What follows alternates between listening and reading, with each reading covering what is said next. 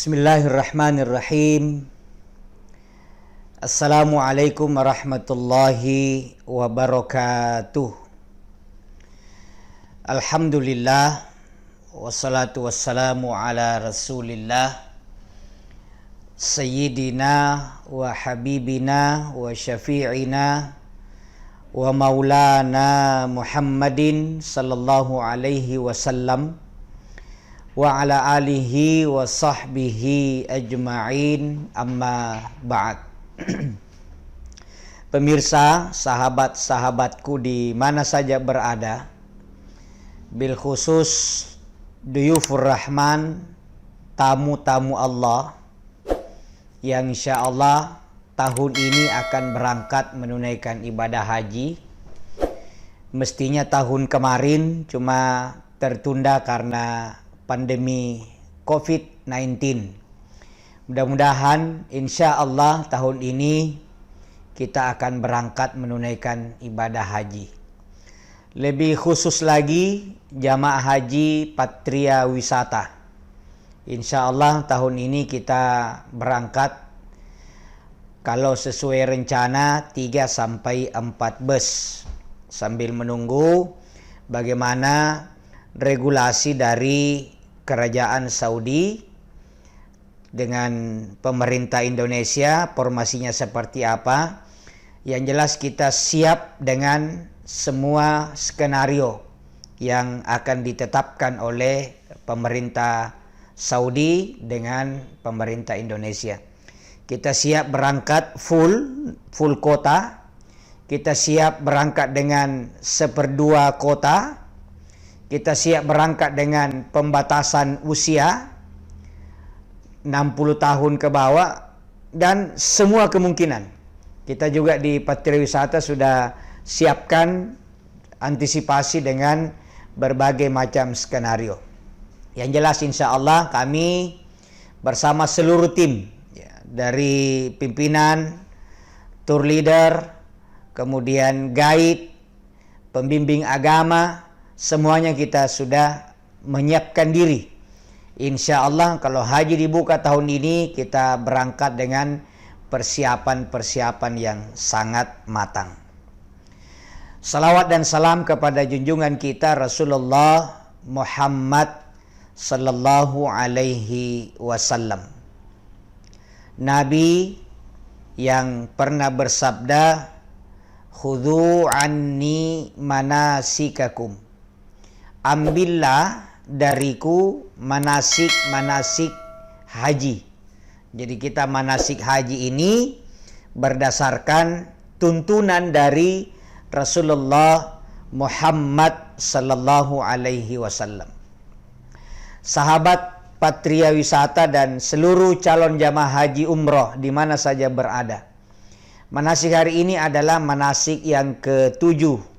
Jadi setiap bulan sejak 7 bulan yang lalu kita manasik melalui virtual akun YouTube, sehingga diharapkan calon jamaah haji meskipun tidak bisa mengikutinya sekaligus bisa memutar berulang-ulang.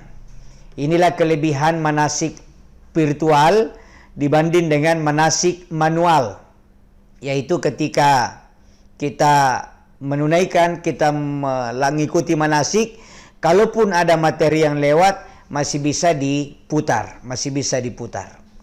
Ya, kita hari ini pada pertemuan yang lalu bersama Ustadz Haji Dimas Mariono membahas tentang talbiyah dan hakikatnya. Ya, minimal calon jamaah haji Patria Wisata itu sudah menghafal lafal talbiyah. Jadi tidak boleh lagi pergi haji, umroh, biar talbiyahnya juga belum hafal. Jadi ini sudah harus mendarah daging. Labbaik Allahumma labbaik, labbaika la syarika laka labbaik, innal hamda wan ni'mata laka wal mulk la syarika lak. Labbaik Allahumma labbaik, ya Allah, saya datang memenuhi panggilanmu Jadi yang mengundang kita, yang memanggil kita itu adalah Allah. Bukan karena gengsi, bukan karena jabatan, bukan karena marah, dendam. Seluruh ipar lagonya sudah haji, dia mami yang belum. Kita berangkat karena Allah. Labbaika la syarika laka labbaik. Ya Allah, saya datang. Tidak ada sekutu bagimu. Jadi kita tidak boleh mempersekutukan Allah dengan yang lain. Innal hamda, segala pujian hanya miliknya Allah. Tidak boleh kita bangga dengan pujian, haus dengan pujian, sanjungan. Setelah pulang haji, tidak boleh lagi. Wan ni'mata, segala kenikmatan. Laka wal mulk, dan bagi Allah kekuasaan. Kekuasaan juga milik Allah. La syarikalak, tidak ada sekutu bagimu ya Allah. Jadi hakikat talbiyah sudah dikupas panjang lebar pada pertemuan yang lalu.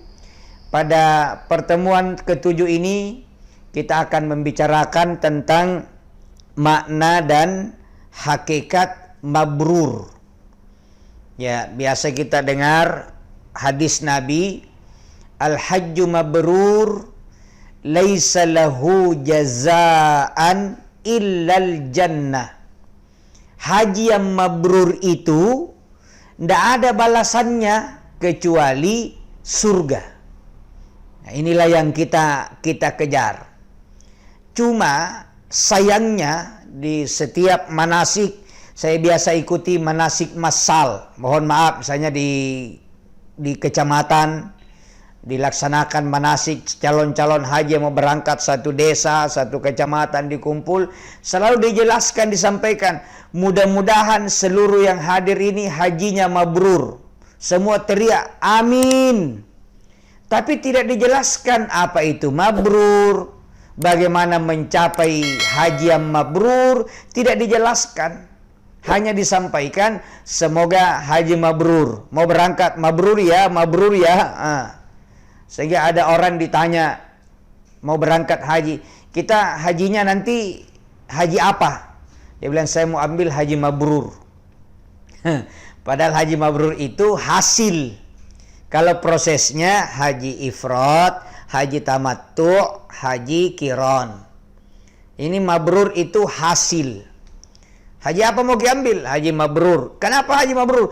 Karena al-hajju mabrur laisa lahu jazaan illal jannah.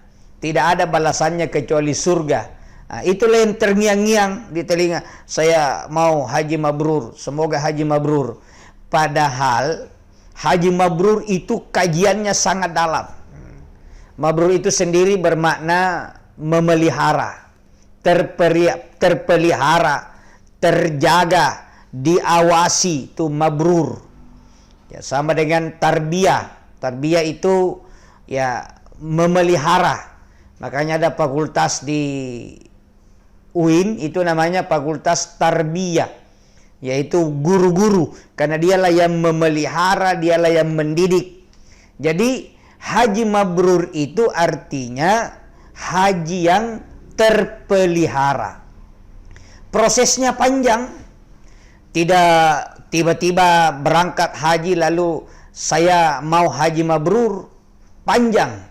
Untuk mendapatkan haji mabrur ini kita mulai dari pertama, duit yang dipakai untuk berangkat haji. Jadi jamaah, calon jamaah Patria Wisata, pastikan duit yang dipakai menyetor. Karena sudah pelunasan ini semua, tinggal menunggu keberangkatan. Tahun kemarin tertunda. Pastikan duit itu halal. Pastikan duit itu dicari dari sumber yang benar. Pastikan setelah kita dapatkan, hak-hak yang mesti dikeluarkan dari duit itu sudah kita lakukan dengan baik. Sudah ada haknya orang miskin, haknya fakir, haknya anak yatim piatu, pondok pesantren. Pastikan dulu. Jadi uang yang kita pakai untuk berangkat haji harus bersih. Dan bersihnya tidak main-main, 100%. Kalau yang kita bawa pergi ke tanah suci hartanya kotor, hartanya rusak, hartanya tidak bersih, maka jangan harap kita memperoleh hasil yang mabrur atau hasil yang maksimal.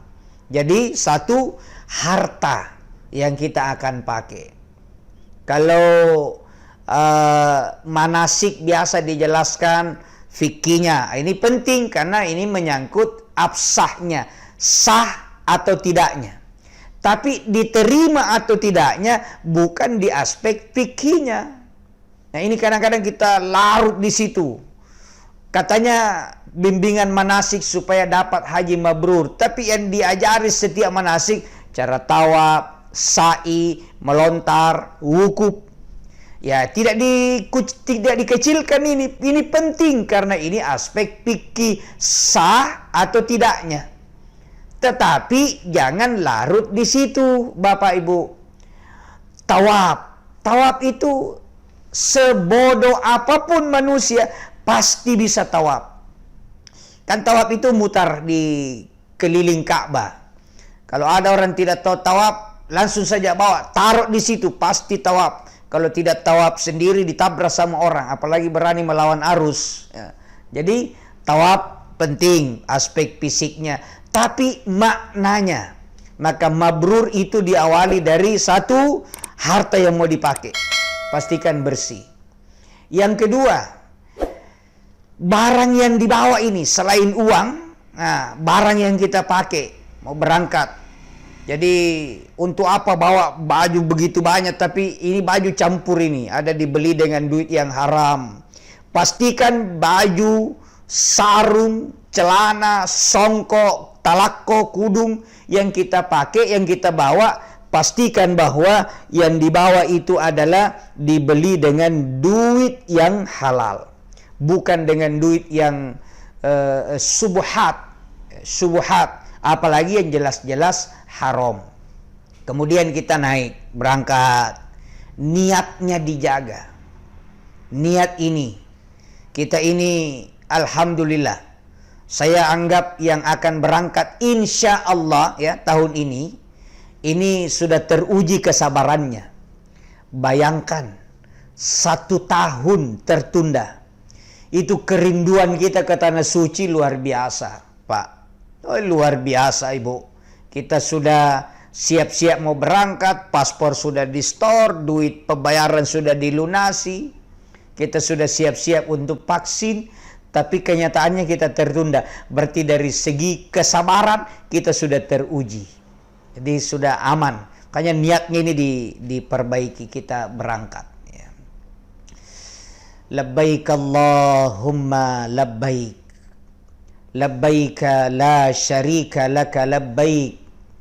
Innal hamda wan ni'mata laka wal mulk la syarika lak. Bapak Ibu jamaah manasik haji Patria Wisata yang berbahagia. Kemudian sampai di atas, proses mabrur berikutnya adalah memahami makna dari gerakan-gerakan haji yang kita lakukan. Kan sudah pada manasik-manasik yang kemarin, syarat umrah haji, rukun haji, wajib haji, sunat haji, sudah kita bahas. Nah sekarang maknanya harus dipaham supaya kita proses menuju haji yang mabrur. Harus dipaham maknanya. Kita awali dengan ihram. Kenapa kita berihram?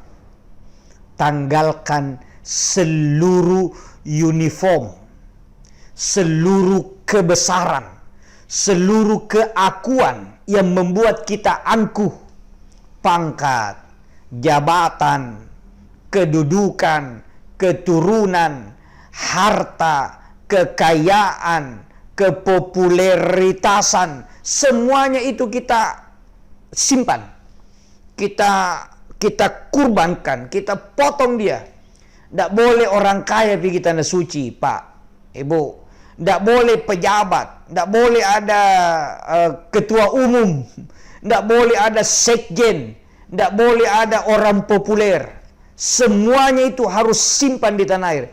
Kapan kita berangkat ke tanah suci haji sebagai orang kaya, sebagai pejabat, sebagai selebriti, sebagai orang terkenal, sebagai orang pintar, dipastikan proses menuju mabrur akan terhambat. Maka yang berangkat ke tanah suci cuma satu orang, yaitu Abdullah, hamba Allah. Saya pejabat, iya, tapi begitu berangkat stop jabatan, yang berangkat adalah hamba Allah. Saya orang kaya, iya, tapi begitu berangkat stop kekayaan, yang berangkat hamba Allah. Saya artis, saya selebriti, saya orang terkenal, iya, begitu berangkat simpan di tanah air, yang berangkat hamba Allah. Saya orang pintar, saya profesor, saya doktor, saya pakar, iya. Tapi begitu mau berangkat, simpan semuanya. Yang berangkat adalah hamba Allah subhanahu wa ta'ala. Jadi itulah sebabnya kita berpakaian ihram. Sehingga pakaiannya putih, tidak ada lagi pakaian berjahit, seluruhnya. Karena kita hakikatnya adalah sama. Ada guru saya di Tiga Utama dulu. Beliau kalau sudah masuk ke materi mabrur, hakikat haji, beliau bilang begini, kita ini semua hanya buntelan-buntelan tai. Kita semua ini kotoran. Yang tidak ada apa-apanya, tidak ada lebih dari yang lain. Semuanya sama. Itulah hakikat ihram. Maka nanti insya Allah Bapak Ibu akan lihat, begitu sudah berihram, mulailah muncul karakter asli seseorang. Ada yang tadinya murah senyum, tiba-tiba mukanya ini muka tembok. Ada yang ramah, tiba-tiba jadi cuek.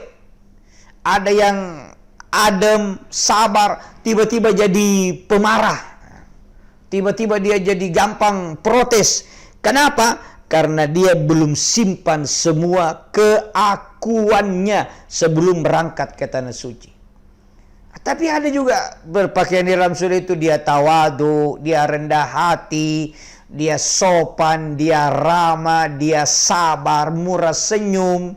Apa yang dikasih tahu dia jalankan, tidak banyak tanya, tidak banyak protes, tidak sok tahu, tidak sok pengalaman. Kenapa? Ya kembali lagi, niatnya bagus, hartanya bagus. Semua keakuan yang bisa menyebabkan kita angkuh itu dia simpan di tanah air. Subhanallah. Jadi pakaian ihram. Kemudian apa lagi? Tawaf. Ya, tawaf. Kita tidak fokus pada putarannya. Putaran itu gampang, semua orang pasti putar, tinggal dihitung. Kalau dia tidak tahu hitung, tinggal kita hitungkan. Sudah 6 kali Pak, tinggal 1 kali. Gampang. Tidak bisa jalan, didorong kursi roda. Jadi tidak ada yang susah kalau putarannya. Nah kita mau maknanya. Kenapa kita tawaf? Putar dari Hajar Aswad, putar arah kiri. Yang kita jalani itu terus, yang kita kelilingi itu terus, akhirnya sampai ke tempat yang itu saja. Kenapa? Karena kita hidup di dunia, kemanapun kita jalan, akan sampai ke titik yang sama. Alam kubur. Makanya sambil tawaf renung, ya Allah, 7 putaran. Saya hidup ini cuma 7 hari. Ahad, Senin, Selasa, Rabu, Kamis, Jumat, Sabtu. Besok ketemu Ahad lagi. Kita hanya hidup 7 hari. Kita hanya hidup 7 hari. Jadi setelah tawaf, setelah kita tawaf, kita sudah semakin menjadi manusia yang hakiki, menjadi manusia yang sempurna. Dia sudah jati dirinya, dia kenal, saya ini bukan siapa-siapa, saya ini tidak punya apa-apa. Jadi proses tawaf itu membuat dirinya semakin menyadari jati diri, oh ya Allah, ternyata saya ini tidak boleh menyombongkan diri, tidak boleh. Maka kalau ada orang haji selesai tawaf di Mekah, pulang ke tanah air, sombong, lupa diri, angku, merasa paling hebat, merasa paling suci, pastikan bahwa dia tidak mabrur. Ya, itu baru tawaf. Selesai tawaf kita sa'i. Sa'i jalan antara Bukit Safa ke Marwah. Bukit Safa ke Marwah. Ya. Kalau tadi tawaf itu adalah simbol bahwa kita harus tahu jati diri kita, siapa diri kita, pasti akan kembali ke titik yang sama. Kita dari nol kembali ke nol, ya, from zero to zero. Dari nol kembali ke titik nol, bukan from zero to hero. Dari nol ke hero, tidak. Dari nol kembali ke titik nol. Lalu sa'i. Sa'i ini simbol. Ada yang memahami simbol dunia. Karena di situ nenek kita, Sayyidatina Hajar, beliau berlari-lari antara Safa dan Marwah demi anaknya yang butuh minum. Karena haus, butuh air susu ibu, tapi tidak ada karena dia kehausan. Dia berlari dari Safa, melihat di Marwah ada air fata morgana, dia lari lagi dari Marwah, hilang, balik lagi ke Safa. Itu simbol bahwa orang yang sudah sa'i sudah harus punya semangat yang hidup. Dia harus punya kreativitas dalam bekerja. Tidak boleh putus asa, tidak boleh pasrah, tidak boleh berlindung di balik tawakal. Padahal dia belum berusaha. Tawakal itu sesudah bekerja keras. Fa'idha azamta fatawakkal 'ala Allah. Kalau sudah berusaha, bekerja keras, serahkan kepada Allah. Maka saat itu simbol kita bekerja keras. Jadi kalau ada orang jamaahnya Patria Wisata, setelah pulang dari haji, tidak mau jualan, tidak mau kerja yang kasar. Kenapa? Saya sudah haji, masa saya kerja itu lagi? Itu berarti sa'inya tidak mabrur. Sa'inya tidak beres. Jadi tawaf kita mabrur, dipelihara setelah pulang. Sa'inya mabrur, dipelihara setelah pulang. Apalagi wukuf di Arafah. Tidak usah dikasih tahu caranya wukuf, karena semua orang tahu apa itu wukuf. Duduk, diam, berdoa. Yang mau diingatkan adalah hakikatnya wukuf itu. Maknanya apa? Wukuf itu di sebuah tempat namanya Arafah. Arafah itu ada sebuah ungkapan, man arafa nafsahu faqad arafa rabbahu. Siapa yang mengenal dirinya, maka dia kenal Tuhannya. Di situ kita harus mengenal jati diri kita. Ya Allah, di sini tidak ada lagi raja, tidak ada rakyat jelata, tidak ada bangsawan, tidak ada orang biasa, tidak ada orang kaya, tidak ada orang miskin. Semuanya menjadi satu. Abdullah, hamba Allah.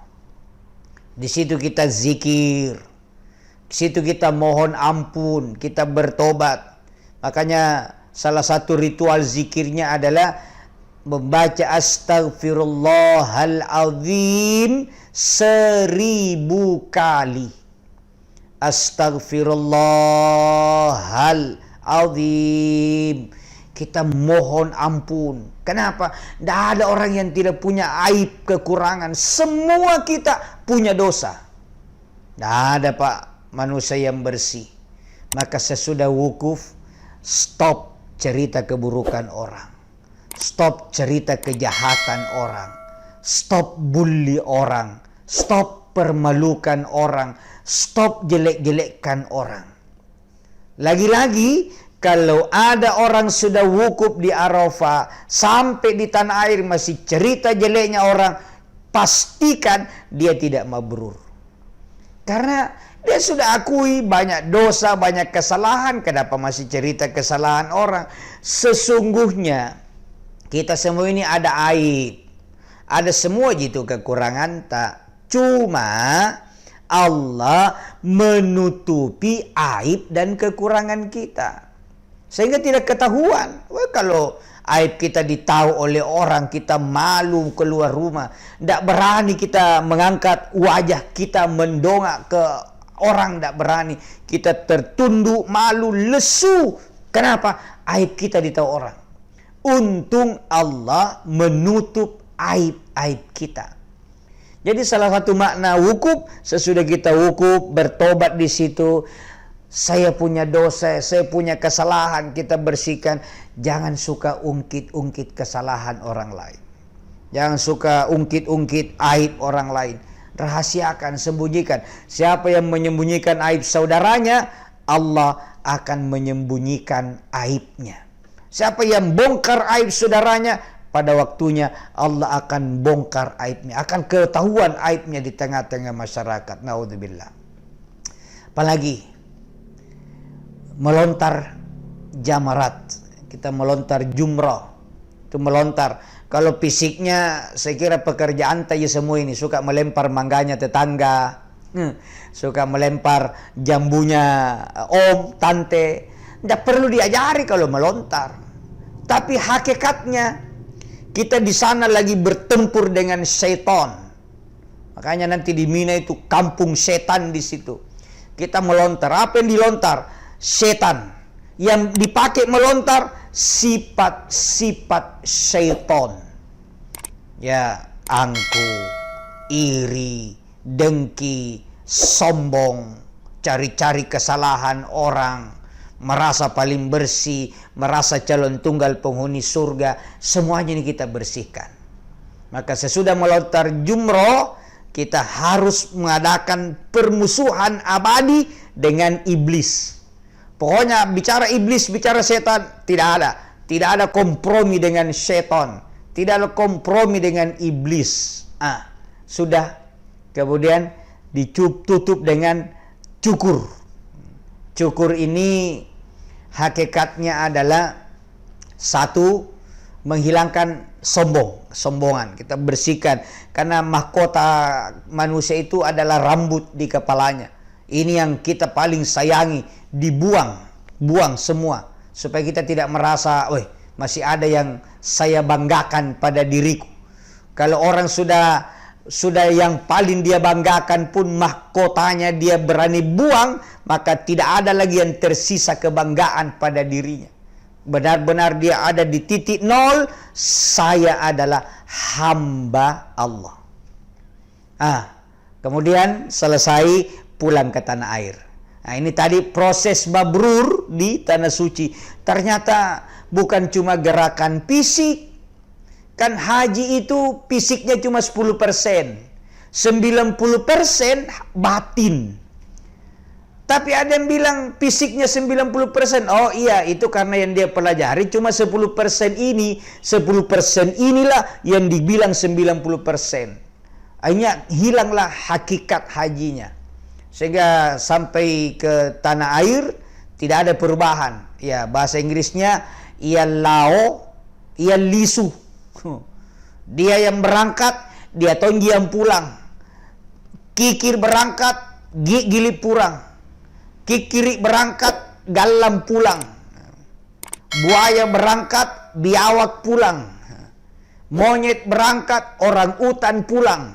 Serigala berangkat, harimau pulang. Ia lau, ia lisu. Itu berarti tidak mabrur. Nah, kita pulang ke tanah air. Mulailah menjaga nilai haji. Menjaga nilai haji, menjaga, memelihara nilai haji, mengawasi nilai haji, itulah yang disebut mabrur. Jadi mabrur itu begitu pulang ke tanah air sampai meninggal dunia, songkok putih harus selalu menempel di kepalanya. Bukan yang fisiknya, tapi yang tidak kelihatan. Ada yang ngajak bertengkar, oh maaf, saya sudah haji. Sudah saya putih songkokku. Meskipun tidak pakai songkok putih, kain ihram harus dipakai terus. Kata-kata kotor tidak boleh ketika berihram. Caci maki orang tidak boleh. merusak lingkungan tidak boleh. Maka sampai di tanah air ada yang mau ajak bertengkar, langsung dijawab dalam hati, maaf, saya lagi berihram. Jadi ihram sepanjang masa, tawaf sepanjang masa, kemanapun kita jalan di tanah air, saya pasti akan kembali ke liang lahat. Jadi pulang di tanah air, proses haji mabrur dimulai. Dicari di tanah suci, diperoleh di tanah air. Kalau orang sudah pulang haji melakukan maksiat, tidak mabrur. Tambah sombong, tidak mabrur. Malas ke masjid, tidak mabrur. Kikir tidak menyumbang, tidak mabrur. Malas puasa sunat, tidak mabrur. Kelihatan auratnya, tidak mabrur. Kalau mabrur, ya tinggal kebalikannya. Kita jaga. Ya, mudah-mudahan insya Allah kita semua ini tahun ini menjadi tamu-tamu Allah yang tentu kita harapkan manasik ini terus kita akan lakukan. Dan kalau jadi tahun ini kita berangkat, insya Allah akan ada nanti manasik manual, tapi tentu tidak lagi terlalu repot karena sudah ada manasik setiap bulan, tinggal diputar lagi YouTube-nya. Semoga pas waktu kita berangkat, persiapan kita benar-benar sudah maksimal. Mudah-mudahan manasik haji kita pada hari ini ada manfaatnya. Terus kita belajar, kemudian bertobat, bersihkan diri, bersihkan harta, tanya kepada orang yang sudah pulang dari tanah suci, dan ingat, jangan lupa banyak berdoa. Karena haji adalah panggilan. Mau sudah lunas, sudah manasik, sudah vaksin meningitis, sudah vaksin COVID, corona, sudah ada koper, sudah perlengkapan lengkap, sudah di bandara. Kalau Allah tidak menghendaki, kita tidak berangkat. Jadi semakin dekat keberangkatan, semakin banyak kita berdoa. Kalau perlu setiap malam bangun tahajud jam 4, setengah 4, ya Allah, semuanya saya sudah penuhi ya Allah. Saya berserah diri kepadamu. Izinkan hambamu ini bertemu denganmu di tanah sucimu. Izinkan hambamu ya Allah wukuf di padang Arafahmu.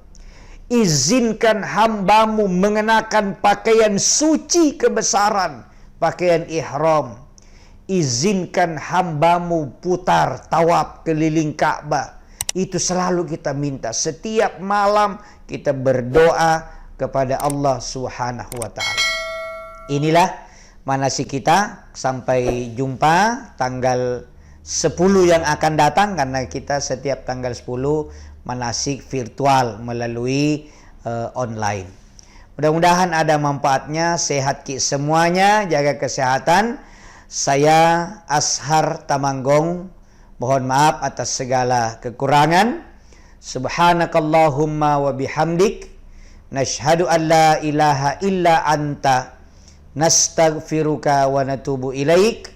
Wallahul muwaffiq ila aqwamit thariq. Wassalamualaikum warahmatullahi wabarakatuh.